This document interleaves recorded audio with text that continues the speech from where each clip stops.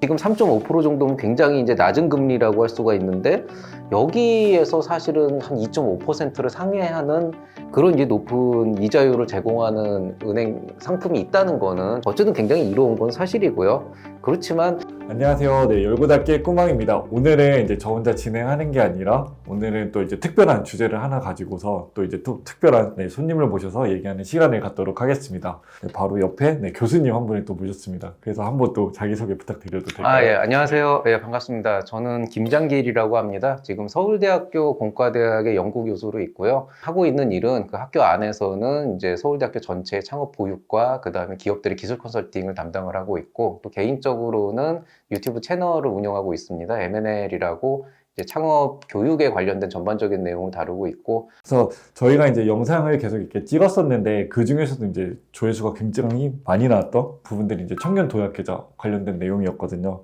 그래서 이 부분을 또 한번 또 심도 있게 다뤄보면 좋겠다 해서 오늘 한번 또 교수님과 또 재밌는 얘기 나눠보도록 하겠습니다. 그 청년 도약 계좌 중에서도 처음에 이제 주제로 좀 다뤄볼 게 청년 도약 계좌와 금융업 이 부분부터 좀 얘기 나눠봐도 좋을 것 같아요. 우리 꾸멍님께서 이제 찍으신 그 청년 도약 계좌 관련된 영상을 봤고, 굉장히 좀 날카롭게 또 청년의 입장에서 이런 것들이 어떤 의미가 있는지를 이제 짚어낸 부분에 대해서 굉장히 좋았다고 생각을 했는데, 다만 이제 제가 이런 영상을 한번 또 같이 해보자라고 제안을 했었던 이유 중에 하나는 조금은 더 이런 청년도약 계좌나 이런 프로그램들에 대해서 여러분이 어떻게 이제 활용을 할 수 있을지. 사실 어떻게 보면 우리가 여태까지는 청년도약 계좌라고 하는 거에 대해서 좋다, 나쁘다, 약간 이런 관점이 약간 비판적인 시각으로 갔다 그런다면은 일단 어찌 됐건 간에 상품은 나오는 거잖아요. 그 저희나 아니면 목표나 뭐 이런 장단점은 배제를 시켜놓고 봤을 때 과연 이 청년도약 계좌라고 하는 게 내 인생에 어떤 의미를 가질 수가 있냐. 사실 좀 활용 방안에 대한 고민들을 하는 것도 좋지 않을까 싶어서 사실은 이렇게 좀 시작을 했고요. 그럼 이제 먼저 우리가 이 청년도약 계좌라고 하는 거를 금융업이라고 하는 것과 연관을 지어서 어떻게 이런 게 나왔냐를 한번 생각을 해보면은요. 이게 이제 여러분이 생각하는 거랑 거의 비슷해요. 제가 봤을 때도 6%가 좀 애매해.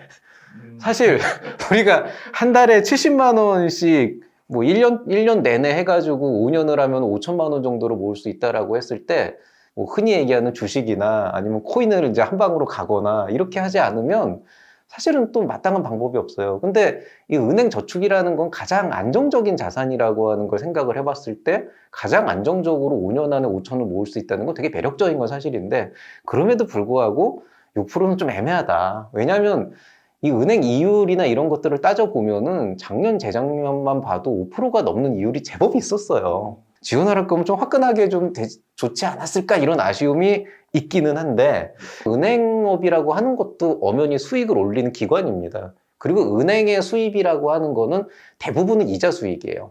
이 이자가 어떤 식으로 형성이 되냐면은 매년 이제 한국은행에서 기준금리를 발표를 하죠.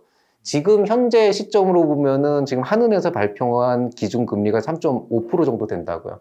그러면 은행은 어떻게 되냐면 3.5%를 기준으로 해서 대출을 할 때는 이거보다 이제 많은 금리를 통해서 이자를 좀 더 세게 받고, 대신에 이제 은행도 어딘가에서 자금을 끌어오게 되는데 그 자금이 결국에는 아주 기본적으로 우리가 이제 내는 예금 같은 게 되는 거죠. 그럼 예금에 대해서 또 이자를 줘야 되는데 그 예금에 대한 이자는 3.5%보다 이제 적은 금리를 줘야 되는 거죠. 근데 이게 역전이 돼가지고 3.5%보다 낮은 금리로 대출을 해주고 높은 금리로 예금 이자를 주면은 이제 이건 적자가 되는 거예요. 청년들이 그 고객들이 이 계좌에 가입을 하면 할수록 은행의 적자 구조가 쌓여갈 수밖에 없는 구조가 된다는 거죠. 그리고 그 적자를 메꾸겠다라고 하는 게 이제 정부에서 이제 세금으로 그걸 메꿔주겠다라고 하는 건데, 이게 아마 한계가 있을 거거든요.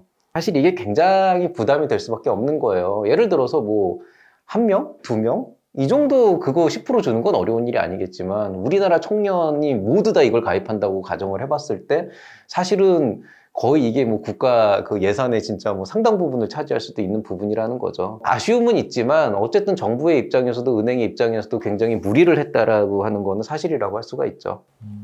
이게 최근에도 막 10% 이렇게 해서 약간 그 은행의 이벤트식으로 해서 오픈런 하는 케이스도 되게 많거든요. 그렇게 했을 때는 진짜 이율이 막 10%, 아니 뭐 12%까지 본 것 같기도 한데, 근데 이게 이제 청년을 위한다 하지만 이제 그거 이제 반이 6%는 조금 아쉬운 부분이 있다. 그치만 이게 모든 청년을 대상으로 한다라고 했을 때는 뭐 또 어떤 그런 현실적인 부분은 고민할 수밖에 없었던 부분은 있네요.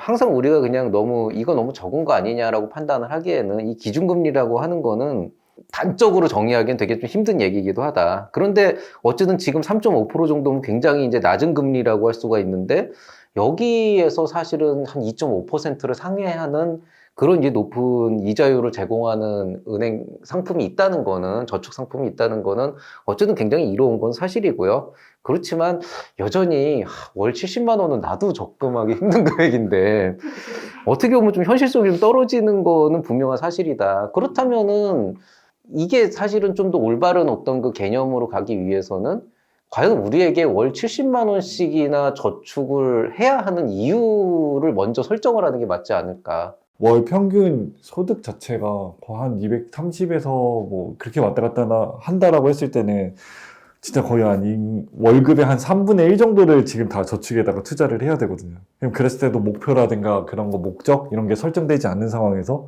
70만 원씩 넣는 걸 5년 동안 해야 된다 그러면 진짜 그 과정 자체가 너무 힘들 것 같아요. 모은다 하더라도 힘들게 모아서 그다음 모아지가 될 것 같아서 저축을 하고 목돈을 5천만 원을 가져온다라고 생각했을 때 제일 먼저 다가오는 것 중에 하나는 이 5천만 원으로 할 수 있는 게 뭐가 있나. 지금도 5천만 원 가지고 사실 살 수 있는 게 별게 없어요. 집은 당연히 못 사고 요즘에 전세 5천도 잘 없지 않나? 뭔가를 구입하기 위한 돈이다라고 하기에는 터무니없이 적은 돈이라는 이제 생각이 되는 거죠.